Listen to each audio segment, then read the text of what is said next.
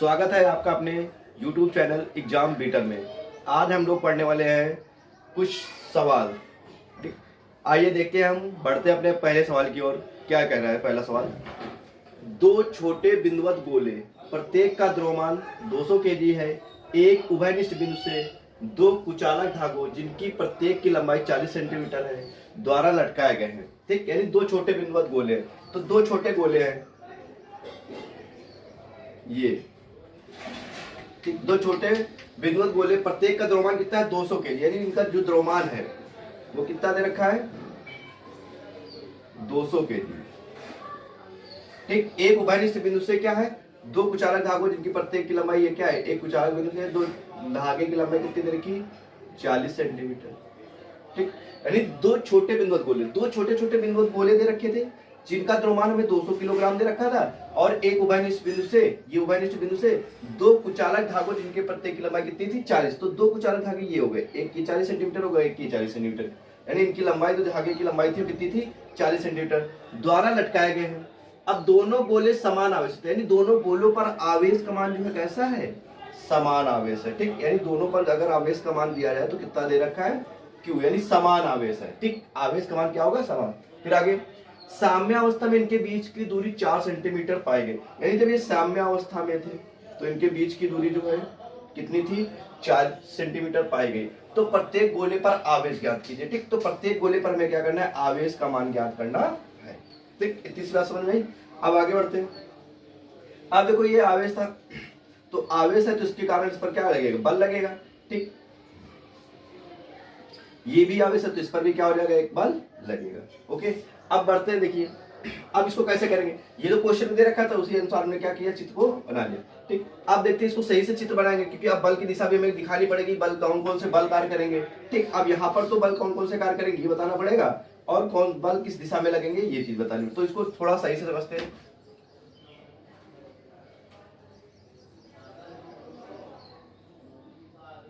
ठीक, अब देखो इस साम्य अवस्था में थे। ठीक, जब इस पर बल लगेगा तो बल लगेगा, तो देखो दोनों पे आवेश समान थे, तो जब दोनों पे समान आवेश है तो क्या हो जाएगा? पथकर्षण हो गया, यानी इस पे भी पॉजिटिव होगा, इस पे भी पॉजिटिव मान लिया, तो दोनों पर जब समान आवेश है तो क्या करेंगे? ये दूसरे से क्या होंगे? दूर भागेंगे। ठीक, यानी जब दोनों पर समान बल होगा, ठीक, जब समान बल होगा तो क्या हो जाएगा? दोनों आवेश से क्या होने? दूर भागेंगे। ठीक, जब दूर भागेंगे यानी इस पे जो बल लगेगा वो इस तरफ खींचेगा, इस पर जो बल लगेगा इस तरफ। तो कुछ देर बाद, पहले साम्यावस्था में तो कुछ देर बाद स्थिति इनकी कैसे हो जाएगी? ऐसे हो जाएगी। ठीक, अब इनकी स्थिति क्या हो जाएगी? खींचेगी। तो जब खींचेगी स्थिति, ठीक, तो ये एक दूसरे से क्या करेंगे? दूर भागेंगे। तो कुछ देर बाद हमारी स्थिति कैसी हो जाएगी? ये हो जाएगी। ठीक, ये हमारा, अब कुछ स्थिति क्या हो जाएगी? ये हो जाएगी। ठीक, अब ये हमारा मान लिया पॉइंट कितना था? वो था। ठीक, ओके, अब ये बिंदु हमने मान लिया ए है, ये बिंदु बी है। ठीक, अब क्या हो जाएगा? अब ए बिंदु पर क्या होगा? बल लगेगा। ठीक, एफ बल लगेगा। ठीक, यानी कूलाम के नियम से एफ लगेगा, और बी बिंदु पर भी क्या हो जाएगा? बल लगेगा, जो एक दूसरे को क्या करेंगे? पथकर्षित करेंगे। ठीक, अब देखिए, अब इनकी लंबाई हमने मान लिया, कितनी मान लेंगे? एल मान लेंगे। ठीक, 40 सेंटीमीटर दे रखी थी, बाद में हम इसको कैलकुलेट कर लेंगे। ठीक, अभी मान लेते हैं कितनी है? एल दे रखी। ठीक, अब देखो ये कितना टुकड़ा, अब क्या करें? इस पे क्या होगा? तनाव भी लगेगा। ठीक, तनाव बल लगेगा।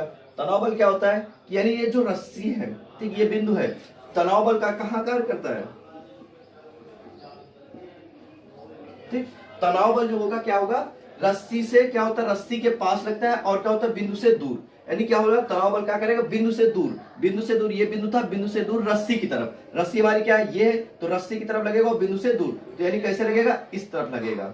ठीक, तनाव बल क्या हो जाएगा? रस्सी से दूर, रस्सी की तरफ, और क्या होगा? बिंदु से दूर लगेगा, तो ये तनाव। अब इस तरफ बी बिंदु पर भी क्या होगा? इस पर भी तनाव बल कार्य करेगा, तो क्या हो जाएगा? बिंदु से दूर और रस्सी की तरफ, तो रस्सी इस तरफ थी, तो रस्सी की तरफ इस पर भी क्या हो जाएगा?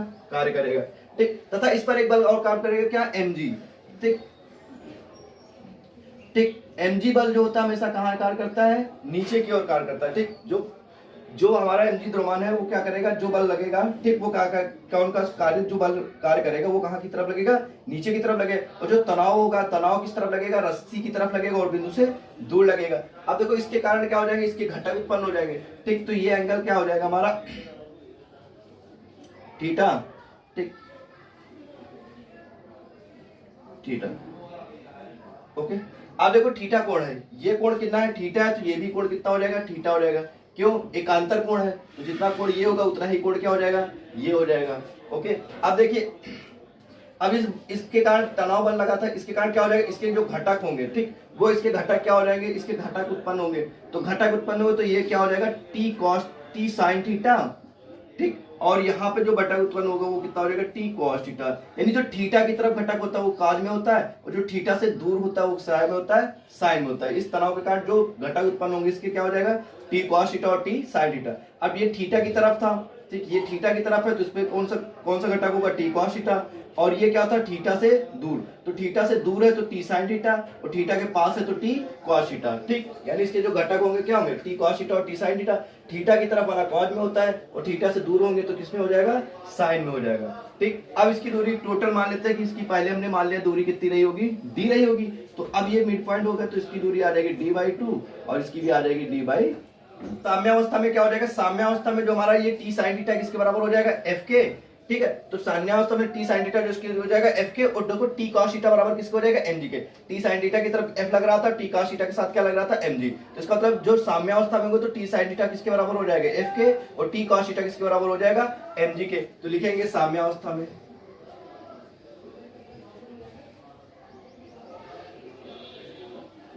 ठीक, साम्यावस्था में क्या हो जाएगा, टी साइन थीटा किसके बराबर हो जाएगा, एफ के। तो लिख लेंगे T sine theta equal to F, equation number इसको क्या मान लेंगे, एफ। अब देखो टी कॉस थीटा जो उसका है किसके बराबर हो जाएगा, एम जी के।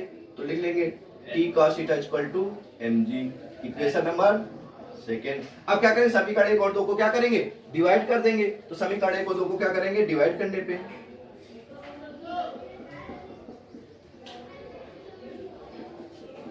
तो डिवाइड करेंगे तो कितना आ जाएगा यहाँ पे, T sine theta upon T cos theta equal to F upon M G. देखो टी से टी क्या हो जाएगा, कैंसिल हो जाएगा। साइन अपॉन कॉस क्या होता है, tan थीटा, तो tan थीटा बराबर किसके हो जाएगा, एफ अपॉन एम जी के। यानी tan थीटा बराबर किसके आ जाएगा, एफ अपॉन एम जी के। एक बात देखते हैं, अब यहाँ मान लो tan थीटा बराबर आ गया, tan थीटा को हम लोग क्या मान लें, सूक्ष्म मान लें, ठीक। थीटा को क्या मान लेंगे, थीटा यदि सूक्ष्म है, ठीक। अगर थीटा क्या है, सूक्ष्म है, तो जब थीटा सूक्ष्म है तो इसका मतलब क्या हो जाएगा, जो हमारा tan थीटा हो जाएगा किसके बराबर मान लेंगे हम लोग, sin थीटा के। ओके, यानी अगर ठीक अगर थीटा सूक्ष्म है तो tan थीटा जो हो जाएगा किसके बराबर हो जाएगा, थीटा, tan थीटा को हम लोग पहले ले लेंगे किसके बराबर, थीटा के। यानी tan थीटा सर्वांशम किसके हो जाएगा, थीटा के। तो थीटा सर्वांशम किसके हो जाएगा, sin थीटा के। ओके, अब हमें पता है कि हमने लिखा कि tan थीटा बराबर किसके होता है, एफ अपान एम जी के। तो अब यहाँ पर क्या करेंगे, वैल्यू पुट कर देंगे। तो वैल्यू पुट करेंगे तो tan थीटा किसके बराबर हमने मान लिया, किसके हो जाएगा, sin थीटा के। तो sin theta equal to F, F क्या, कूलाम का नियम। तो कूलाम का नियम कितना होता है, 9 × 10⁹ Q1। Q1 देखो दोनों पर आवेश जो बोला था उसने क्या थे, कैसे थे, समान आवेश थे। तो Q इंटू कितना हो जाएगा, Q अपान में कितना होता है, आर स्क्वायर। आर की वैल्यू देखो यहाँ कितनी दे रखी, डी है, तो इसका मतलब कितना हो जाएगा, डी स्क्वायर इंटू में कितना दे रखा है, एम इंटू जी।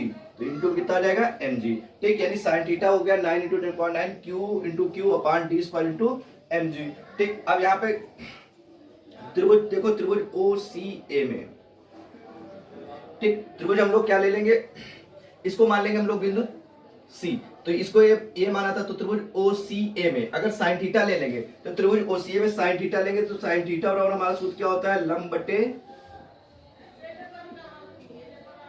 कर्ण, ठीक। अब लंब बटे कर्ण होता है, लंब हमारा कितना दे रखा है, देखना है कि लंब कितना होगा और कितना होगा कर्ण कितना होगा, ठीक। तो लंब हमारा देखो कितना दे रखा है, ये डी बाई टू, ठीक। अगर इसको थीटा, ये कोण हमारा थीटा दे रखा है तो इसके सापेक्ष ये हमारा क्या हो जाएगा, आधार हो जाएगा, और ये लंब हो जाएगा और ये कर्ण हो जाएगा। तो लंब डी बाई टू दे रखा है, कर्ण कितना दे रखा है, एल। तो लंब के स्थान पे डी बाई टू इंटू कर्ण कितना दे रखा है, एल इंटू कितना आ जाएगा, एल, यानी कितना आ जाएगा, डी बाई 12। तो साइन थीटा को हमारी कितनी आ गई, डी बाई 12। तो यहाँ साइन थीटा के स्थान पे कितना रख देंगे, डी बाई 12। तो रख दे साइन थीटा के स्थान पे, तो डी बाई 12 बराबर किसके आ जाएगा, 9 × 10⁹ इंटू क्यू स्क्वायर अपान में आ जाएगा D square M G. Okay, आगे देखते हैं। निकालना क्या था, प्रत्येक गोले पर आवेश निकालना था। क्या निकालना था, देखो आवेश निकालना है। तो जब आवेश निकालना है तो उसका मतलब क्या करेंगे, आवेश के बराबर में सारी चीजें ले लेंगे। तो ये आवेश दे रखा है, इसको ऐसे रखे रहे, बाकी चीजों को क्या करेंगे, इस तरफ लाएंगे। तो ये डिवाइड वाली का है मल्टीपल में आती है, वो मल्टीपल वाली डिवाइड में। तो ये डिवाइड में तो इसको मल्टीपल में ले आएंगे। तो कितना हो जाएगा, d/2l, तो ऐसे लिखा रहेगा इंटू ये d² mg अपान कितना हो जाएगा 9 × 10⁹ इक्वल टू क्यू स्क्वायर, यानी क्यू स्क्वायर बराबर कितना आ जाएगा, d × d² mg upon 2l × 9 × 10। अब d का गुणा d में करेंगे तो कितना हो जाएगा, देखो यहाँ एक पावर है, यहाँ दो, बेस बराबर है तो घातें जुड़ जाएंगी, 2 और कितना हो जाएगा 3, तो d की पावर 3 mg अपान 2l × 9 × 10⁹ बराबर क्यू स्क्वायर। ठीक, अब देखो यहाँ पे स्क्वायर हटाएंगे तो क्या लग जाएगा, अंडर रूट लगेगा, क्योंकि हमें स्क्वायर में तो वैल्यू लानी नहीं, आवेश का मान निकाला, तो स्क्वायर हटाएंगे तो इधर लग जाएगा अंडर रूट। तो कितना आ जाएगा, d³ mg upon 2l × 9 × 10⁹ equal to Q. Okay, अब देखो यहाँ पर क्या कर रहा है, जिसकी वैल्यू जो दे रखी है उसको क्या करेंगे, रख देंगे। तो d, अब सबसे पहले यहाँ पे देखते वैल्यू कितनी, m की वैल्यू कितनी दे रखी थी, 200 kg, लंबाई दे रखी थी। ठीक, लंबाई को L 40 सेंटीमीटर। आप सेंटीमीटर को काहे में चेंज करेंगे, मीटर में, तो मीटर में चेंज करने के लिए क्या करेंगे, 10 की पावर -2 से गुणा कर देंगे। फिर क्या है, बीच की दूरी यानी d कितना 4 सेंटीमीटर, इसको भी मीटर में चेंज कर देंगे तो 4 × 10 की पावर -2 मीटर आ जाएगा। ओके, अब सारी वैल्यू हमको क्या है पता है, रख देंगे वैल्यू। तो d की पावर 3 यानी d की वैल्यू कितनी है, 4 × 10 की पावर -2 का होल क्यूब इंटू m जो है कितना दे रखा है, 200 किलोग्राम। ठीक, m की वैल्यू कितनी दे रखी है, 200 किलोग्राम। देखो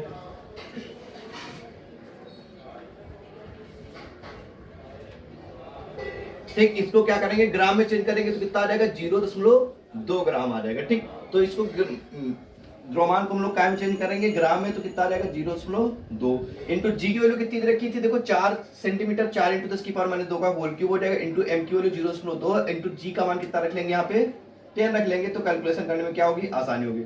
अपान में 2l, 2 इंटू l की वैल्यू कितनी है, l की वैल्यू है 40 × 10 की पावर -2, तो लिख लेंगे 40 × 10 की पावर -2 इंटू 9 × 10 की पावर 9 इक्वल टू क्यू, यानी d की वैल्यू हमें पता थी कितनी है, 4 × 10 की पावर -2 की पावर होल 3, m की वैल्यू है 0.2 निकाल लिया हमने, g की वैल्यू 10 रख लिया, 2 इंटू l का मान कितना है, 40 × 10 की पावर -2 इंटू 9 × 10⁹ बराबर क्यू। अब इसको क्या करेंगे, सॉल्व कर लेंगे। सॉल्व करने पर जो हमारा आंसर आएगा वो आएगा 4/3 × 10 की पावर -7 कूलम।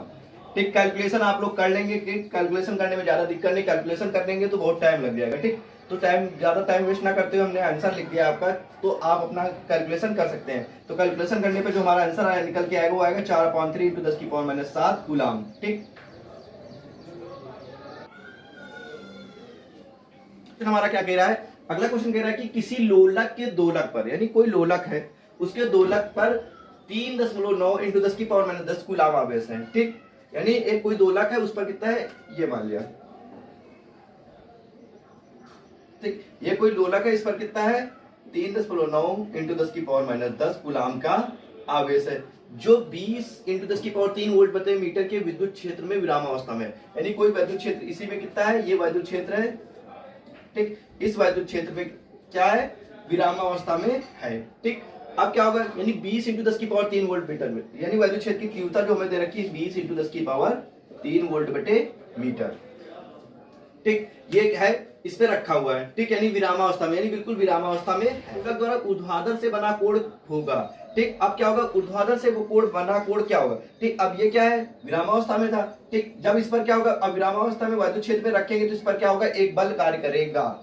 ठीक, यानी इस पर क्या होगा, एक बल कार्य करेगा। और हमें पता है कि बल कैसे कार्य करता है, हमने बताया था कि जो प्लस आवेश होता है, प्लस आवेश के कारण क्या होगा, इस तरह की ओर बल कार्य करता है विद्युत क्षेत्र में, यानी विद्युत क्षेत्र की दिशा में बल कार्य करता है। और माइनस आवेश के कारण क्या होता है, विद्युत क्षेत्र की विपरीत दिशा में बल कार्य करता है। ठीक, ये बात हमने बताई थी कि वैद्युत क्षेत्र में अगर किसी बल आघूर्ण रखते हैं, ठीक, तो कोई चीज वैद्युत क्षेत्र में रखेंगे तो जो प्लस आवेश होता है, प्लस आवेश के कारण जो बल लगेगा क्या वैद्युत क्षेत्र की दिशा में काम करेगा, और जो माइनस आवेश के कारण जो बल लगेगा वो क्या होगा, वैद्युत क्षेत्र की विपरीत दिशा में कार्य करेगा। ठीक, तो यहाँ पर आवेश दे रखा था, तो ठीक, तो आवेश दे रखा था, हमने इसको मान लिया कि किसका अब कैसा आवेश हो गया, प्लस कूलम्ब का आवेश होगा। तो प्लस आवेश के कारण ये क्या, किस दिशा में, इस दिशा में क्या करेगा, इस दिशा में क्या करेगा, बल लगेगा। जब बल लगेगा तो इसको क्या करेगा, ये कुछ इस तरह इसको क्या कर देगा, स्थापित कर देगा। ठीक, तो इसकी ये क्या हो जाएगा, स्थापित हो जाएगा। तो इसके बीच का जो ये कोण मान लेंगे कितना हो जाएगा, थीटा हो जाएगा। अब यहाँ पर क्या हो जाएगा, ये बिंदु हमारा मान लेंगे ए, और ये बिंदु क्या हो जाएगा, बी हो जाएगा। ठीक, अब इस चित्र को देख तो बनाते हैं, बना के समझते हैं। लगेगा तो क्या करेगा, अब ये यहाँ से कुछ दूर देर बाद क्या होगा, यहाँ पे विस्थापित हो जाएगा। तो जब यहाँ पे विस्थापित होगा तो इसके कारण इस पर जो बल लगेगा वो कितना हो जाएगा, वैद्युत क्षेत्र की दिशा में जो बल लगेगा कितना हो जाएगा, क्यू लगेगा। ठीक, और इस पर क्या करें, हमने भी पहले इसका पहले वाला क्वेश्चन बताया था, उसमें पूरी तरीके से डीपली से हमने समझाया था। ठीक ठीक, तो अब इसके क्या, नीचे की तरफ जो बल लगेगा, इस पे नीचे की तरफ कौन सा बल लगेगा, mg लगेगा। ठीक, हमने बताया था कि इस पर एक का बल कार्य, यानी इस पर 3 बल कार्य करेंगे। ठीक, एक गुरुत्वाकर्षण बल यानी पृथ्वी के नीचे की ओर, यानी पृथ्वी की तरफ कार्य करेगा, तो नीचे की ओर जो बल कार्य करेगा वो mg हो जाएगा, और ये वैद्युत क्षेत्र की दिशा में जो बल कार्य करेगा कितना हो जाएगा, q हो जाएगा। ठीक, अब इस पर एक तनाव बल कार्य करेगा। तनाव बल क्या होता है, वस्तु से दूर रस्सी की तरफ, जैसे वस्तु से दूर, यानी ये वस्तु थी तो वस्तु से दूर रस्सी की तरफ, रस्सी ये थी तो रस्सी की तरफ कार्य करेगा। ठीक, इसे हम लोग क्या बोलेंगे, तनाव बल बोलेंगे। ठीक, अब इसके कारण क्या हो जाएंगे, इसके 2 घटक प्राप्त हो जाएंगे, कौन कौन से, t cos थीटा, ठीक, और दूसरा t sin थीटा। हमने बताया था कि cos थीटा जो होता है क्या होता है, एंगल की तरफ, एंगल हमारा क्या है, ये एंगल है, तो एंगल की तरफ कौन सा कार्य जो घटक होगा t cos थीटा, और एंगल से दूर जो घटक होगा वो क्या हो जाएगा, t sin थीटा, यानी एंगल के पास वाला घटक t cos थीटा, एंगल से दूर वाला घटक t sin थीटा होगा। ठीक, उसके बाद हमने एक बात बताई थी कि t sin थीटा जो हो जाएगा किसके बराबर हो जाएगा, q के, और t cos थीटा किसके बराबर हो जाएगा, mg के। ठीक, तो लिखते हैं t sin थीटा बराबर किसके हो जाएगा, साम्यावस्था में,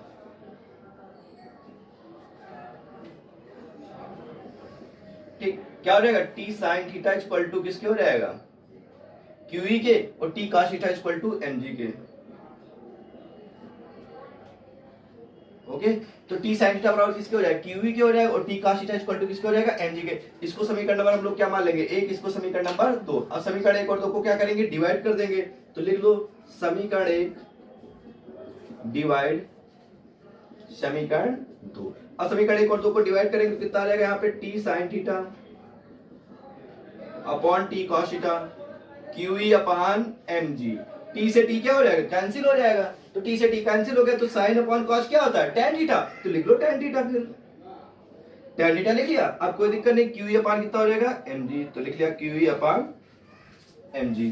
अब देखो tan थीटा कितना आएगा, QE अपॉन mg। अब वैल्यू जिसकी इसकी दे रखी है उसकी इसकी वैल्यू को क्या करेंगे, रख देंगे। q का मान कितना दे रखा था, q दे रखा था 3.9 इंटू 10 की पावर माइनस 10, p का मान दे रखा है 20 इंटू 10 की पावर 3 बटे में m जो है द्रव्यमान का मान कितना होता है 8 इंटू 10 की पावर माइनस 6 इंटू, अब g का मान कितना 9.8 रख लेंगे, तो tan थीटा बराबर कितना आ जाएगा यहाँ पे। अब इसको कैलकुलेशन करना है, आसान बात है, आप लोग कर लेंगे। ठीक है, तो इसको कैलकुलेशन करेंगे कितना आ जाएगा, इसका मान समथिंग 1 आएगा। ठीक, अब tan थीटा बराबर कितना आ जाएगा 1, तो tan थीटा में 1 किसका मान होता है, tan 45 डिग्री का मान होता है, तो रख देंगे tan से tan क्या हो जाएगा, कैंसिल हो जाएगा, तो थीटा कितना आ जाएगा 45 डिग्री। आया दोस्तों समझ में। चलिए बढ़ते हैं हम अपने अगले क्वेश्चन की तरफ। अगला क्वेश्चन हमारा क्या कह रहा है कि 1 माइक्रोकुलाम एवं 5 माइक्रोकुलाम एक दूसरे से 4 सेंटीमीटर की दूरी पर रखे, दो आवेश दे रखे 1 माइक्रोकुलाम का। ठीक, ये 2 आवेश हो गए। ओके, 1 माइक्रोकुलाम का है और ये क्या है 5 माइक्रोकुलाम का है। ओके, यानी 1 माइक्रोकुलाम और 5 माइक्रोकुलाम के आवेश एक दूसरे से 40 सेंटीमीटर की दूरी पर, कितनी दूरी पर दे रखे 40 सेंटीमीटर, सॉरी 4 सेंटीमीटर की दूरी पर, कितनी दूरी पर 4 सेंटीमीटर दूरी पर रखें। तो दोनों आवेशों पर एक दूसरे के कारण लगने वाले बल का मान ज्ञात कीजिए। दोनों आवेशों पर जो बल लगेगा वो कितना लगेगा। ठीक, दोनों प्लस के हैं, ठीक, कोई बात नहीं। 1 माइक्रोकुलाम का है, एक 5 माइक्रोकुलाम का है, कोई बात नहीं। तो एक बात हमने बनाई कि जितना बल लगेगा दोनों आवेश, यानी ये आवेश जो है, ये आवेश क्या करेगा, इस पर जितना बल लगाएगा, ठीक, उतना ही बल ये आवेश उस पर भी लगाएगा। यानी दोनों बल एक दूसरे पर क्या होते हैं, बराबर बल लगाते हैं। ठीक, यानी कॉन्सेप्ट समझ में आया कि दोनों बल क्या करेंगे, एक दूसरे पर बराबर लगाएंगे। यानी 1 माइक्रोकुलाम का 1 माइक्रोकुलाम आवेश क्या करेगा, 5 माइक्रोकुलाम आवेश के पर जितना बल लगाएगा उतना ही 5 माइक्रोकुलाम आवेश क्या करेगा, 1 माइक्रोकुलाम आवेश पर बल लगाएगा। ठीक, तो सबसे पहले देखते हैं F12। ठीक, F1 जो हमारा 1 माइक्रोकुलाम यानी पहला वाला आवेश क्या करेगा, दूसरे वाले, ये 1 मान लेंगे, पहला वाला आवेश क्या करेगा, दूसरे वाले पर कितना बल लगाएगा। ठीक, कितना बल लगाएगा, 9 × 10⁹ Q1 Q2 बटे R²। ठीक, अब क्या करेगा, दूसरा वाला बल क्या करेगा, दूसरा वाला बल जो इस पर लगाएगा यानी 5 माइक्रोकुलाम आवेश क्या करेगा, 1 माइक्रोकुलाम आवेश पर कितना बल लगाएगा, वो भी यही लगाएगा, 9 × 10⁹ Q1 Q2 बटे R²। ठीक, वैल्यू से कोई लेना देना है। अब दोनों आवेश क्या करते हैं, क्योंकि बल जो है दोनों पर बराबर लगाएंगे। ठीक, तो वैल्यू रख के देख लेते, नहीं समझ में आ रहा तो देखो, 9 × 10⁹ Q1 की वैल्यू कितनी है, 1 माइक्रोकुलाम इंटू इसकी है 5 माइक्रोकुलाम बटे में R की वैल्यू 4 सेंटीमीटर। अब ये 5 माइक्रोकुलाम आवेश का बल इस पर कितना लगाएगा, ये भी देख लेते हैं। 9 × 10⁹ Q1 की वैल्यू कितनी दे रखी है, 1 माइक्रोकुलाम, Q2 की वैल्यू 5 माइक्रोकुलाम बटे 4 सेंटीमीटर। तो 4 सेंटीमीटर का क्या हो जाएगा, होल स्क्वायर, यहाँ पर भी 4 सेंटीमीटर। अब देखो दोनों बल एक दूसरे पर क्या कर रहे हैं, बराबर लगा रहे हैं, तो F12 बराबर किसके हो जाएगा, F21 के, दोनों बराबर। अब इसके गुणे में कुछ नहीं मान लेंगे, क्या हो जाएगा, एक ये कहाँ पे मल्टीपल में इधर आएगा, डिवाइड में हो जाएगा, तो F12/F21 बराबर किसके आ जाएगा, 1 के। यानी अनुपात पूछा था तो दोनों बलों का अनुपात, तो F12 अनुपात बराबर किसके आ जाएगा, 1:1, यानी दोनों पर कितने अनुपात का बल लगेगा, 1:1, यानी एक दूसरे पर क्या करेंगे, बराबर बल लगाएंगे। Okay, thank you.